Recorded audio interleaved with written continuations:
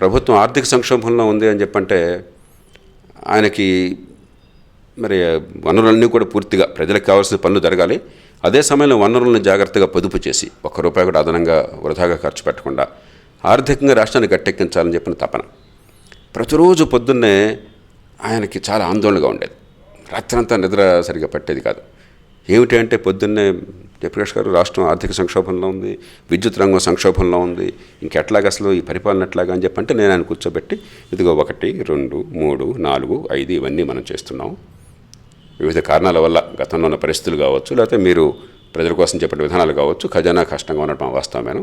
అలాగే విద్యుత్ రంగం తీవ్ర సంక్షోభంలో ఉంది. కానీ ఈ పనులు కనుక సరిగ్గా జరిగినట్టయితే ఇది తప్పకుండా మనకు మార్గానికి వస్తుంది. ఒక్కరోజు జరగదు కదా ఇది అని చెప్పినాడు. అంటే ఫస్ట్ క్లాస్, దీనిలో సగం జరిగినా కూడా బ్రహ్మాండంగా ఉంటుంది చెప్పి ఆ రోజు తృప్తిపడేవారు.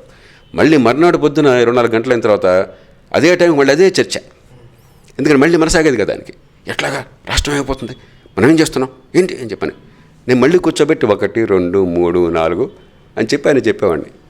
బిడ్డ పుట్టాలన్నా కూడా 9 నెలలు పడుతుంది, అంటే 280 రోజులు పడుతుంది. మనకి బిడ్డ పుట్టాలని ఆతృతుంది కదా అని చెప్పి బలవంతంగా అలాగేలేం కదా. విధానాలు మీరు రూపొందించినప్పుడు అమలు కావడానికి సమయం పడుతుంది, దానికి కొంత టైం ఇవ్వాలి.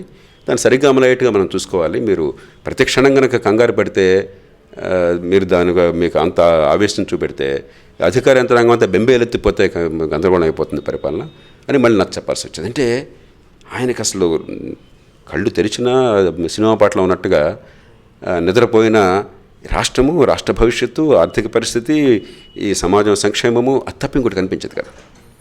ఒక అసాధారణమైన వ్యక్తి ఆయన.